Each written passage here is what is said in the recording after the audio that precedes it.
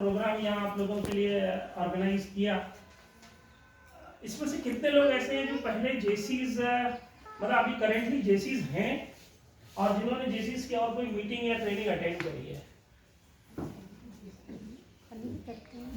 मतलब ऑलमोस्ट एक भाभी आप नहीं है, पहले कोई अटेंड नहीं किया मीटिंग और आप लोगों ने अटेंड नहीं किया हुआ है। अच्छा, किया हुआ है। तो मेरे ख्याल से दो तीन लोग अभी 5 मेंबर ऐसे हैं जो अभी नॉन जेसी हैं यहाँ। अच्छा, और बाकी के सब जेसीस ने किया हुआ है। बहुत बढ़िया।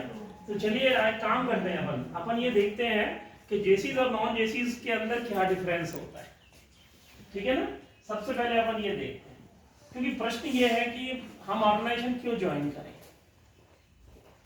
देखिए, हम सब जिस एज ग्रुप में हैं और जिस सोसाइटी से बिलोंग करते हैं ना, हम लोग का एक एक मिनट कीमती है। आप बैठ जाइए प्लीज। एक एक मिनट कीमती है, हमारा एक एक पैसा कीमती है। और अगर हम कहीं इन्वेस्ट कर रहे हैं, देखिए टाइम इन्वेस्ट करना आज की तारीख में सबसे कीमती मानते हैं, क्योंकि वो रिकवर नहीं हो सकता, वापस नहीं आ सकता। पैसा आप खर्च कर देंगे किसी ना किसी सोर्स से, वो वापस आ जाएगा, लेकिन टाइम नहीं आएगा। तो अगर आप किसी ऑर्गेनाइजेशन को विलिंगली चॉइस से, मेरे ख्याल से सबने अपनी चॉइस से आई,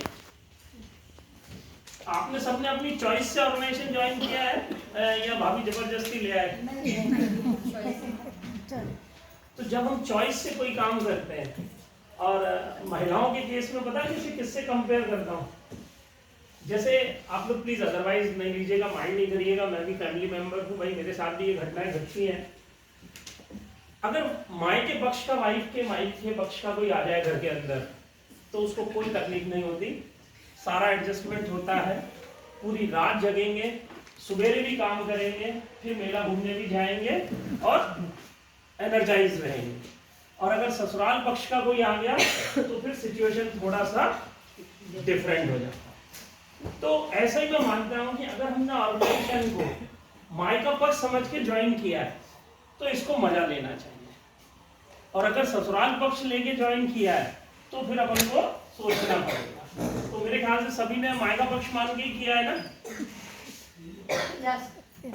देखो, बोलना तो आपको पड़ेगा साहब, मैं तो सुनने आया हूँ।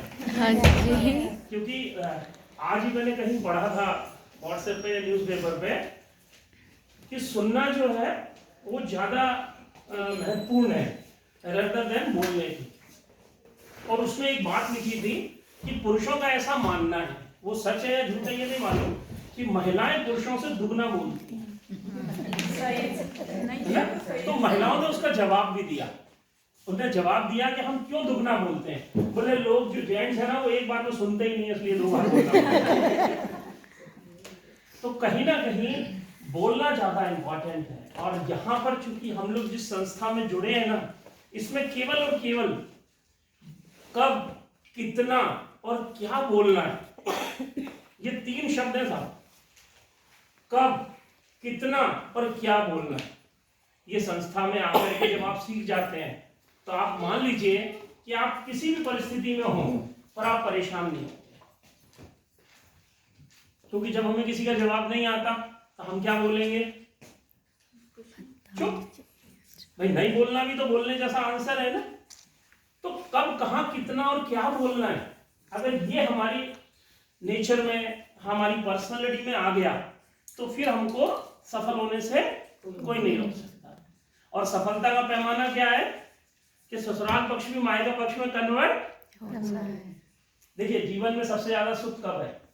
जब हर परिस्थिति में हम सुख से रह पाए, तभी हमें अच्छा लगता है। तो अगर हम ससुराल पक्ष वाली सिचुएशंस को अगर मायके पक्ष वाली सिचुएशन में कन्वर्ट कर पाए अपने जीवन में, तो आप समझ लो कि सारा आनंद ही आनंद है कि नहीं? थोड़े लोग कम सहमत हैं, बोले इतना कठिन काम और इस जीवन काल में हो जाए, संभावना कम है। लेकिन आप भरोसा रखिए, जिस संस्था में आप आए हो ना, आप में आदत आ जाएगी साहब।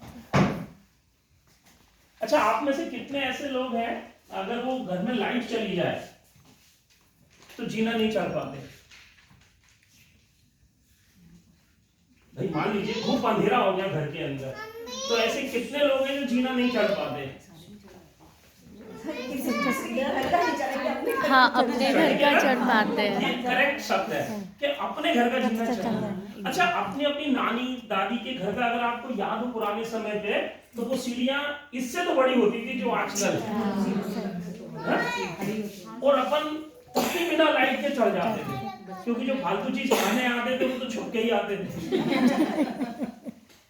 तो मतलब कुल मिला के हर चीज का अंत एक ही जगह जाके फिट हो रहा है कि यदि हमारे मन में भाव है, अगर हमारी इच्छा है, तो रास्ता अपने आप बन जाता। उसके लिए किसी भी आर्टिफिशियल लाइट की, किसी के बोलने की, किसी के समझाने की जरूरत नहीं।